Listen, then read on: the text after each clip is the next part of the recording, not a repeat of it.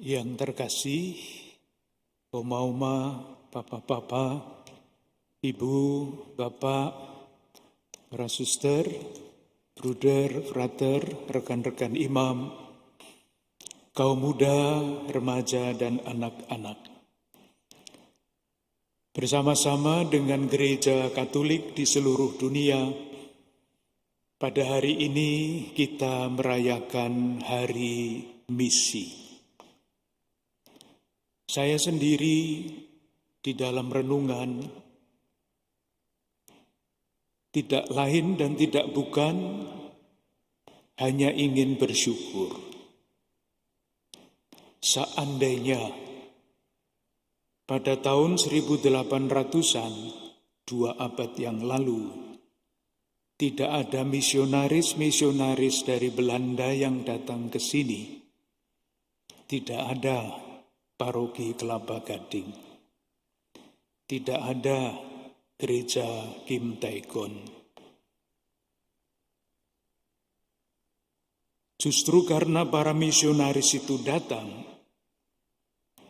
mengawali pewartaan Injil, mengawali misi, Keuskupan Agung Jakarta, khususnya Paroki Kelapa Gading, dapat menjadi seperti sekarang ini. Itulah jasa para misionaris yang mesti kita kenang dan kita syukuri. Silahkan membayangkan betapa besar pengorbanan para misionaris itu. Tahun 1800-an, datang dari negeri yang jauh, pasti belum ada pesawat terbang pada waktu itu. Dalam perjalanan yang berbahaya, melelahkan, dan sampai di tempat ini di Batavia pada waktu itu, tidak ada dewan paroki, tidak ada siapa-siapa. Yang menyambut adalah wabah kolera. Yang menyambut adalah wabah malaria. Maka kalau kita membaca sejarah misi, sekian banyak para misionaris, imam, bruder, suster. Sesudah 1 minggu, 1 bulan tiba di Batavia, karena sakit dan karena keterbatasan sarana-sarana kesehatan, mereka mempersembahkan hidup bagi Tuhan, wafat demi misi yang mereka jalankan. Dan di dalam sejarah tidak sedikit martir dalam arti sesungguhnya yang dibunuh karena iman Katolik. Mari kita kenang dengan penuh syukur para misionaris yang sejak awal mewartakan Kristus di sini, yang merintis kehadiran gereja dengan kerelaan berkorban yang begitu besar. Dan buah-buahnya dari kemartiran mereka, dari kerelaan berkorban mereka, adalah gereja Indonesia yang sangat hidup. Ada 37 keuskupan, ada sekian banyak paroki, dan yang mungkin banyak yang tidak tahu di antara kita, sekarang ini ada sekian ribu misionaris dari Indonesia yang diutus ke tempat-tempat yang jauh. Hampir di semua benua ada. Amerika, Eropa, Afrika, Asia, Australia. Banyak sekali misionaris. Sekali lagi kalau dihitung lebih dari 1000 yang rela diutus untuk mewartakan Kristus di tempat-tempat yang sulit. Saudari-saudaraku yang terkasih, pertanyaan kita sekarang, kebanyakan dari antara kita tidak akan diutus untuk menjadi misionaris misalnya di Afrika. tetapi kita semua diutus untuk menjadi utusan-utusan Tuhan.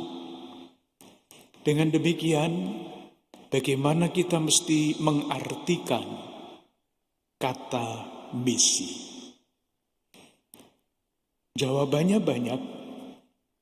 Yang paling mudah sejauh dapat saya pahami adalah misi itu pada dasarnya adalah mewartakan kebaikan Tuhan dengan berbagai macam cara yang tersedia atau berbagai macam jalan yang kita cari bersama-sama. Semuanya tujuannya adalah mewartakan kebaikan Tuhan, memperkenalkan Kristus kepada orang lain. Sehingga kalau orang itu tersentuh hatinya oleh kebaikan Tuhan, oleh wajah Kristus, akhirnya mengambil keputusan untuk mengikuti Dia. Dan untuk mewartakan kebaikan Tuhan, mewartakan wajah Kristus, kita bisa tidak usah pergi jauh-jauh. Setiap saat, setiap kesempatan dapat kita pakai untuk mewartakan kebaikan Tuhan itu. Tidak gampang. Sebelum kita mampu mewartakan kebaikan Tuhan, kita dulu secara pribadi yang mesti diperbaharui oleh Kristus itu. Tanpa mengalami Kristus sendiri, bagaimana mungkin kita mewartakan Kristus? Kisah Bartimeus yang tadi kita dengarkan dapat kita baca dengan kacamata ini. Misi di dalam arti itu dan diubah oleh Yesus sendiri. Tadi dibacakan oleh Romo Salto dengan sangat bagus. Saya amati pelan-pelan sekali membacanya. Bartimeus itu duduk di pinggir jalan. Itulah Bartimeus. Dia pernah dengar-dengar tentang Yesus. Hanya dengar-dengar. Maka ketika Yesus lewat, yang ia dengar-dengar mungkin tidak tahu, itu ia serukan, "Anak Daud, kasihanilah aku." Ditegur oleh murid-murid Yesus. Ini nanti menjadi penting. Murid-murid Yesus menegur orang yang sudah dengar-dengar tentang Yesus, disuruh diam. Tetapi kerinduan hatinya begitu besar, sehingga teguran itu hanya mendorong dia untuk berteriak lebih keras lagi. Di sini ada titik yang menentukan. Murid-murid semula menegur Bartimeus supaya tidak berteriak-teriak, mengungkapkan dengar-dengarnya tentang Yesus itu. Lalu Yesus berkata kepada orang-orang yang menegur itu, "Panggillah dia." Dan di situ ada perubahan. Orang banyak murid-murid yang menegur Bartimeus itu ketika disapa oleh Yesus, "Panggillah dia," berubah. Karena Yesus menyentuh hati orang-orang yang menegur itu. Semula menghalangi. Tetapi sesudah disapa oleh Yesus, disapa dalam arti seluas-luasnya, orang yang menegur itu akhirnya berkata kepada Bartimeus, "Kuatkanlah hatimu, berdirilah, ia memanggil engkau." Ia menjadi misionaris dalam arti yang seluas-luasnya. Orang yang tadinya menghalangi Bartimeus untuk datang kepada Yesus, sesudah dia mengalami sapaan Yesus, berubah. Bukannya menegur, kata-katanya menjadi sangat simpatik. "Kuatkanlah hatimu, berdirilah, ia memanggil engkau. Jadilah Bartimeus bertemu dengan Yesus, ditanya apa yang kau kehendaki, minta supaya melihat. Dan kalimat yang terakhir, tadi sejauh saya amati, juga dibaca dengan sangat khusus oleh Romo Salto. Lalu ia mengikuti Yesus dalam perjalanannya. Semula Bartimeus itu hanya dengar-dengar tentang Yesus, duduk itu pun di pinggir jalan. Duduk di pinggir jalan. Sesudah orang banyak, murid-murid yang menegur itu disapa oleh Yesus menjadi sahabat, berdirilah, ia memanggil engkau, membawa orang itu kepada Yesus, dan akhirnya Bartimeus tidak duduk lagi dan di pinggir jalan, tetapi ia mengikuti Yesus dalam perjalanannya. Kita melihat pembacaan kisah ini dari sudut tanda petik misi. Orang banyak itu, murid-murid Yesus, tidak akan pernah menjadi misionaris yang membawa Bartimeus kepada Yesus kalau mereka tidak disapa dulu oleh Yesus. Panggillah dia. Saudari-saudaraku yang terkasih, tadi saya mengatakan misi adalah mewartakan kebaikan Tuhan. Kita bisa dengan sengaja, saya mau mewartakan kebaikan Tuhan. Tetapi hidup kita yang sederhana, yang kadang-kadang tidak kita pikir, itu dapat juga ternyata dapat menjadi pewartaan akan kebaikan Tuhan. Saya memberikan contoh sederhana mengakhiri renungan ini. Beberapa tahun yang lalu, saya berkunjung ke salah satu paroki, tidak di Keuskupan Agung Jakarta, di tempat lain, di desa. Waktu itu menjelang Natal, maka Romo Paroki sedang menemui calon-calon baptis untuk menguji para calon itu bisa dibaptis apa tidak. Ketika Romo itu kembali ke pastoran, bertemu dengan saya, dia bercerita mengenai pengalamannya yang dalam arti tertentu istimewa, aneh. Yang dia uji adalah seorang yang sudah senior, usianya 70-an tahun. Romo itu bertanya kepada calon baptis itu, "Bapak, mengapa Bapak ingin dibaptis ke dalam gereja Katolik?" Ujian ini, ujian baptis. Mestinya jawaban yang diharapkan adalah, "Romo, saya ingin dibaptis ke dalam gereja Katolik karena saya percaya bahwa Yesus adalah penyelamat dunia." Itulah yang diajarkan di dalam pelajaran calon baptis. Seandainya jawabannya seperti itu, pasti lulus dia. Apa yang dijawab oleh Bapak itu? Dia mengatakan, "Romo, saya ingin dibaptis ke dalam gereja Katolik karena saya senang sekali melihat orang Katolik pulang dari gereja," katanya. Coba ada apa enggak katekismus yang kalau ditanya jawabannya seperti itu? Tidak ada.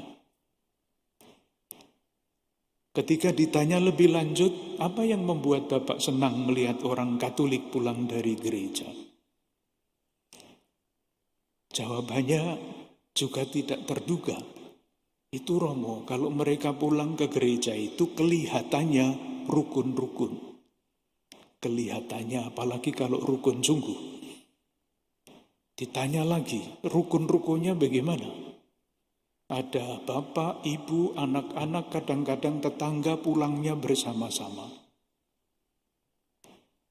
Tidak ada dari antara kita yang pulang gereja berpikir supaya orang lain kalau melihat mereka gembira melihat orang Katolik pulang dari gereja. kita pulang ya pulang begitu saja.